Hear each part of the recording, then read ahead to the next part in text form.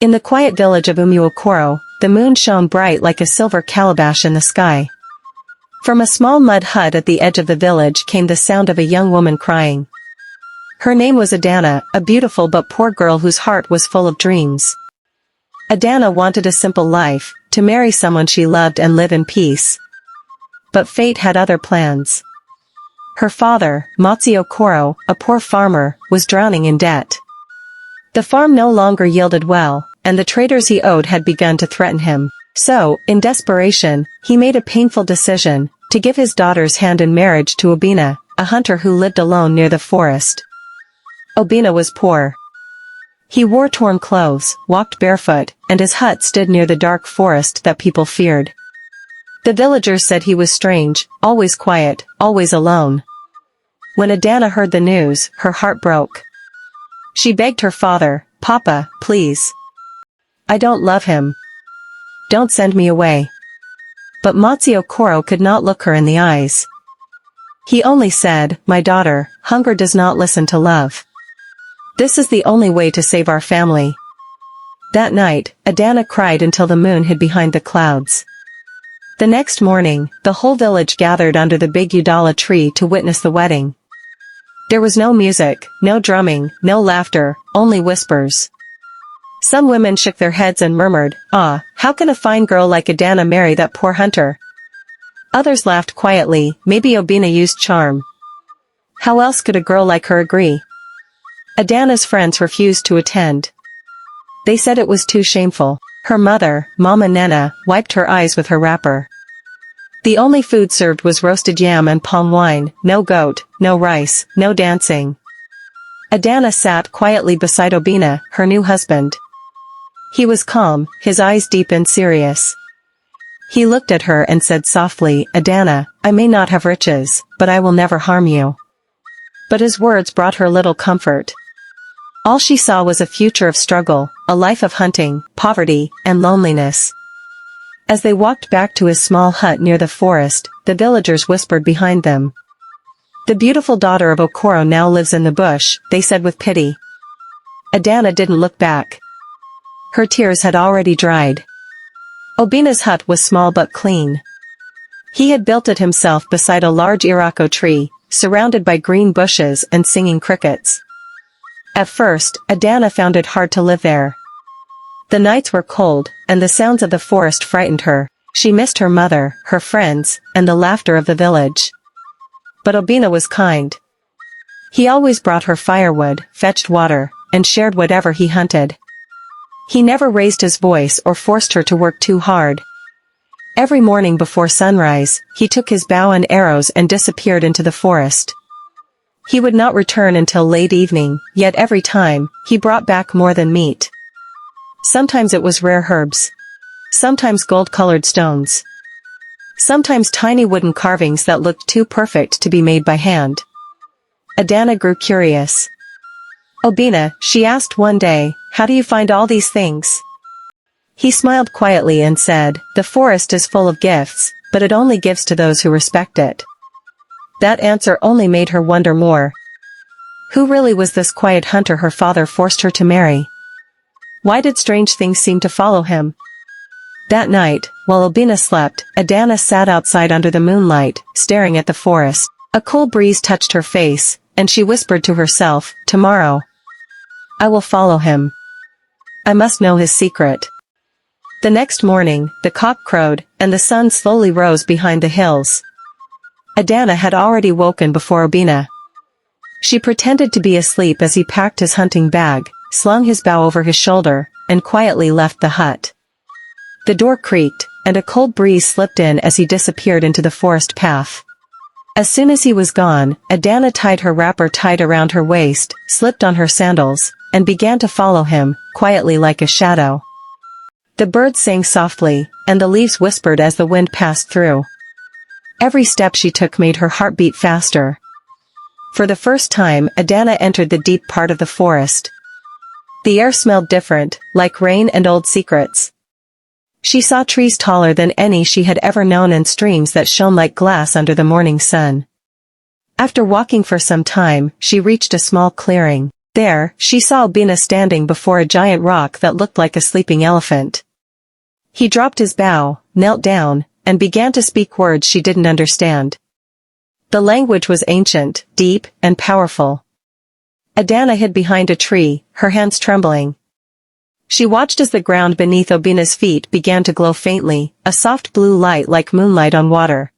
Then, from behind the rock, a gentle wind rose, carrying the scent of flowers and honey. A voice followed, soft and echoing.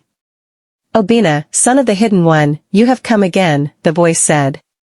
Adana covered her mouth, afraid to make a sound. Obina bowed his head. "Yes, Mother of the Forest," he replied. "I bring my respect and seek your blessing again."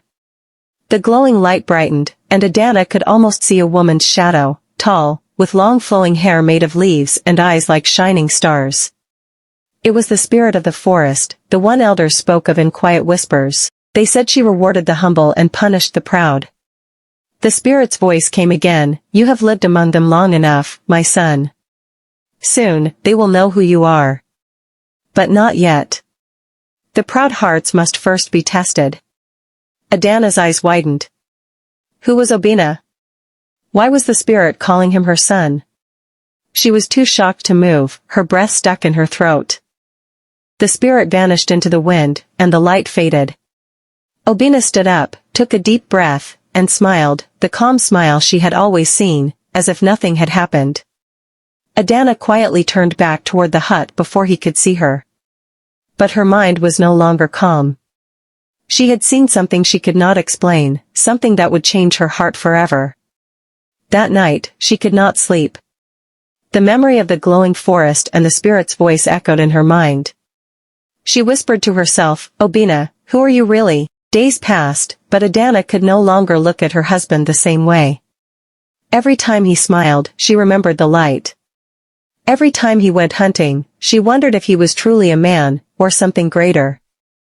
One evening, Obina came home earlier than usual. He looked tired, and his eyes carried a deep sadness. He sat quietly by the fire, roasting bushmeat, while Adana watched him from a corner of the hut. "Obina," she said softly. "Can I ask you something?" He looked at her. "What troubles your heart, Adana?" She hesitated. "That day. I followed you into the forest." Obina froze. The air between them became heavy. The fire crackled loudly, as if listening too. "You saw me?" he asked slowly. Adana nodded, tears filling her eyes. "I didn't mean to spy, but I had to know. I saw the spirit. I heard her call you her son. What are you hiding from me?" Obina sighed deeply and closed his eyes. For a long time, he said nothing. Then he spoke, his voice low, filled with pain. "I am not who you think I am, Adana. My father was once a mighty king, not of this world, but of a kingdom hidden deep beneath the forest. When greed and pride filled his court, he turned away from the gods. The spirits cursed our bloodline, and we were scattered among men, forced to live as hunters and wanderers until we learned humility." Adana's mouth fell open. "You mean, you are a prince?" He nodded slowly. "A prince who lost his crown. I came to this village not to hunt animals, but to hunt peace, to find a heart that sees beyond riches." Tears rolled down Adana's cheeks. She remembered all the times she looked down on him, all the moments she wished she could escape. And now she understood, he was not poor by accident, but by destiny. Obina reached out and touched her hand. "The forest blessed me with treasures and gold, but I kept them hidden. I wanted to see if anyone would love me for my soul, not for what I own." Adana could not speak. Her heart was full. She finally whispered, "Then you have found it, Obina. For I love you now, not as a hunter, not as a prince, but as the man who never raised his hand against me." Obina smiled faintly. The forest outside sighed with a gentle wind, as if the trees themselves were listening. That night, for the first time, Adana slept peacefully beside him. The moon was full, and the spirits watched in silence, knowing the time of revelation was near. The morning after Adana learned the truth, the forest felt different. The birds sang sweeter, the wind blew gently through the leaves, and even the sun seemed brighter. She moved around their hut with a lighter heart, humming as she fetched water from the stream. But peace in this world never lasts for long. That same week, a group of villagers began to gossip. They had noticed that Obina never sold his meat at the market, yet he always had enough food, fine wrappers for Adana, and strange ornaments shining in his hut. One of them, Afani, a jealous young man who once wanted to marry Adana, began to stir trouble. He went around saying, "That hunter is not ordinary. He must be using charm. How can a poor man suddenly live like a chief?" The gossip spread like harmattan fire. Soon, people began to fear Obina. Some even said he was working with evil spirits. One evening, as Adana fetched water, a group of village women approached her. Their faces were tight with suspicion. "Adana," one of them said, "tell us the truth. What does your husband do in that forest every day? People say he speaks to trees and that light follows him at night." Adana shook her head quickly. "My husband is a good man. He harms no one. The forest only blesses him because he walks with a pure heart." But the women laughed mockingly. "Ah. You are defending him because he has bewitched you too." Tears filled Adana's eyes as she walked away, but deep down, she was afraid, not for herself, but for Obina. She knew the villagers' hearts. Once jealousy enters them, they no longer see truth or kindness. That night, she told Obina what the people were saying. He only smiled sadly and said, "Do not fear, Adana. The truth is like the moon, it may hide behind clouds, but it will always return to shine." He stood up, faced the forest, and whispered some words. The wind suddenly grew stronger, the firelight flickered, and the sound of distant drums echoed faintly from the woods. Adana felt goosebumps rise on her skin. "What did you say, Obina?" He turned to her and said softly, "I asked the spirits to protect us, for the storm is coming." That night, she could not sleep. The drums in the distance continued to beat, slow and deep, like the heartbeat of the forest itself. The next morning, trouble arrived at their door. Before the cock could crow twice, Izudo, the village chief, came with his guards. Behind him stood Afani and some elders. Their faces were stern. "Obina, son of Okoro's poor family," the chief said, "we have heard strange things about you. The people say you walk with spirits. We have come to see with our own eyes." Obina stood calmly. He bowed slightly and said, "You are welcome, Ease. My home is open." The chief entered the small hut. His eyes fell on the golden ornaments and carvings from the forest. He frowned deeply. "A poor hunter with gold? This cannot be ordinary." The villagers who followed began to murmur. "He must be using dark powers. Yes. He wants to harm us all." Adana stood beside her husband, trembling. "My husband is innocent," she cried. "He has harmed no one." But the chief raised his hand. "Silence, woman. If what you say is true, let your husband prove it. Tonight, he shall be tested before the shrine of the gods. If he survives, we will know he is clean. If not, then the spirits will claim him." Obina looked at the chief for a long moment, then nodded slowly. "So be it. Let the gods judge me, for they know my heart." That night, the whole village gathered at the sacred ground. Torches burned, and the air was thick with tension. The chief priest, an old man with white chalk on his face, stepped forward holding a calabash filled with water from the river Ani, the river that never lied. He looked at Obina and said, "If you are guilty, this water will burn your skin. If you are pure, it will cool you like rain." He poured the water onto Obina's arm. The villagers gasped. Instead of burning, a bright light shone from his skin. The calabash cracked, and a sweet fragrance filled the air. The wind roared, and the trees bowed as if greeting a king. Then, a voice echoed from nowhere, deep, calm, and mighty. "You have tested the Son of the Hidden One. Shame upon those who judge the innocent." The crowd fell to their knees in fear. Obina's eyes glowed faintly like moonlight. He turned to the chief and said, "I asked for peace, but you brought chaos.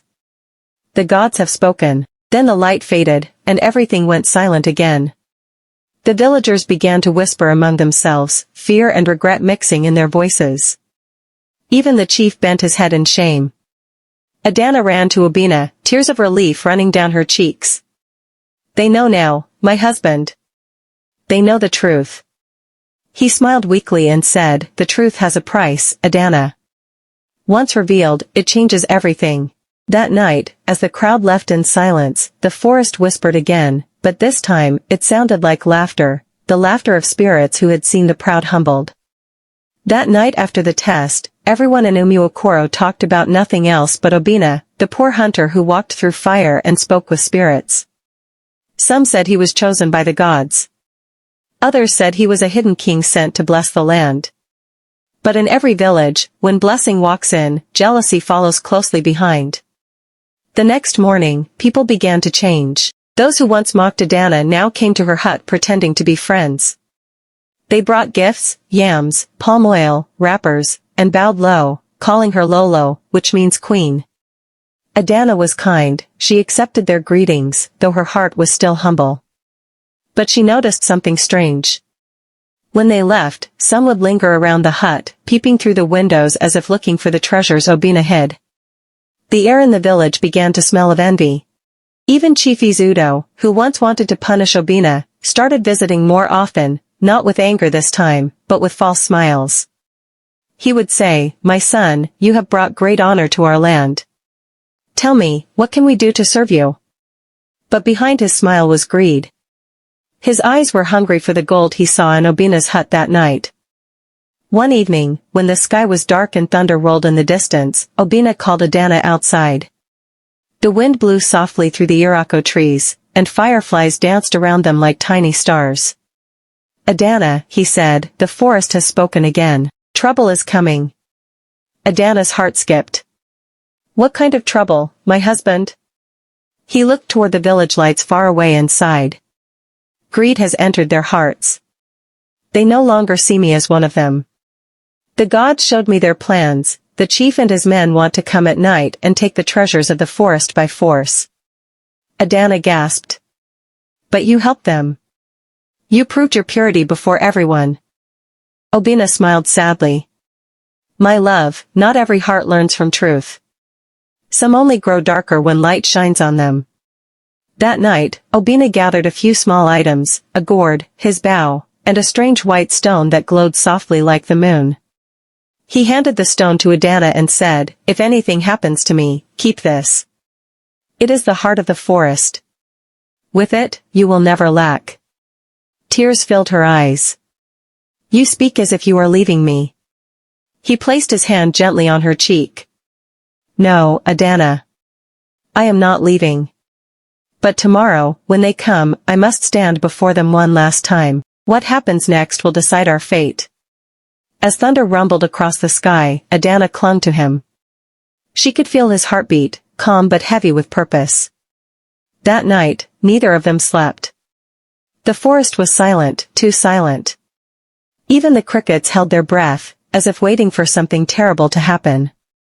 From a distance, she saw lights. The chief and his men were coming with torches and machetes. They came shouting and making noise. Their faces showed anger and greed. Chief Izudo walked in front, with Afani beside him. Afani shouted, Obina. Tonight we will see who you really are. Bring out the golden carvings you hide in this hut. Obina looked at them calmly.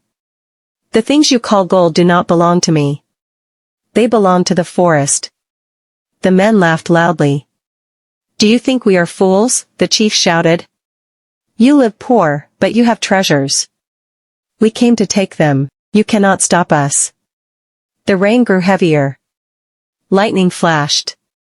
Then something strange happened. The fire from their torches went out all at once. The whole place went dark. The men looked around, scared. The trees began to shake though there was no wind. Roots moved under the ground like snakes. The forest came alive. Afani tried to speak, but his voice shook. What is happening? Then they heard a loud voice, not human, deep and echoing from the trees. You have come with greed in your hearts. You have disrespected the gift of the forest. Now, you will see the truth. A bright light appeared around Obina. His eyes shone like the moon. He raised his hand, and the ground shook again. The men fell to their knees. Some dropped their machetes. The rain stopped suddenly, and the air became still. From behind Obina, a tall figure rose, the spirit mother of the forest. Her body was made of vines, her eyes like shining stars. Her voice was firm and strong. You who came with greed, she said, will learn that wealth is not food for the soul. You who mocked the poor will bow before them. You who steal from the sacred will leave with nothing. The men began to cry and beg for mercy. Their sacks of gold turned to dry leaves before their eyes. The chief trembled and fell on his face. Forgive us, Great Spirit, he cried. We were blind and foolish. The spirit looked down at him. The forest forgives, but it never forgets. From today, no man in this village should mock another for being poor, for you never know which soul walks with the gods. Then she turned to Obina. Her voice became soft. Your test is over, my son. You have shown patience and truth. From now, your name will bring peace to this land. The light slowly faded. The spirit disappeared into the trees, and the rain began again, but this time, gentle like a mother's touch. The chief and his men crawled away quietly. No one dared to speak a word. They were ashamed. Adana ran to Obina and held him. Her eyes were full of tears. You are safe, she said. The spirits truly walk with you. Obina smiled weakly. The spirits only stand with those whose hearts are clean. The forest has spoken, and peace will return. The sky began to clear. The birds started singing again. And for the first time, the people of Umuokoro saw the forest not as a place of fear, but as a home of power, truth, and justice. Morning came slowly to the village of Umuokoro. The rain had stopped, and the smell of wet earth filled the air. Birds sang softly in the trees, as if the forest was happy again. When the sun rose, the villagers began to gather at Obina's hut.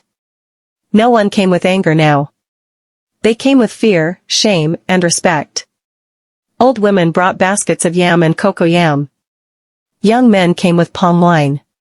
They knelt before Obina and Adana, begging for forgiveness. We are sorry, they said. We did not know who you truly were. We allowed jealousy to blind us. Obina looked at them quietly for a long time. Then he said, I am not a god. I am not a king. I am only a man who wanted peace. What happened last night was not my power, it was the forest showing you that greed destroys. The people bowed their heads in silence. Even Chief Izudo came forward with his walking stick. He looked weak and tired, his voice shaking. Obina, forgive me. I was wrong. I allowed envy to rule me. Teach us how to make peace with the forest again. Obina nodded. The forest needs nothing but respect. Stop cutting trees without reason. Stop mocking the poor. Share what you have. That is the only way to please the spirits. From that day, the people of Umuokoro changed. They no longer laughed at the poor or boasted about wealth. The forest grew greener, the streams became clear again, and the land produced more food than before. One afternoon, as Obina and Adana sat under the big irako tree, a soft wind blew around them. A familiar voice whispered through the leaves, the same voice of the spirit mother. My son, it said, your heart has passed the test. You have brought light to this land. The curse on your bloodline is broken. You are free. Obina looked at Adana, smiling with tears in his eyes. He said softly, the forest has spoken. Our time of suffering is over. That evening, something strange happened. The old hut beside the irako tree began to shine like gold in the setting sun. The people gathered, and before their eyes, the simple hut slowly changed into a large house made of smooth clay and carved wood. No one could explain it, but they all knew it was a gift from the forest. From that day, Obina and Adana lived in peace. They helped the poor, cared for the sick, and taught the young ones that a humble heart is more valuable than silver and gold. As years passed, the story of the poor hunter who was truly a hidden prince spread far and wide. Children grew up hearing it by the fire at night. And each time, the elders ended it the same way: never look down on anyone. For the one you mock today may be the one that God sent to bless you. The people of Umuokoro lived by that truth from then on. The forest stayed calm, and peace never left the land again. Thanks for watching. Like, subscribe and comment where you are watching from.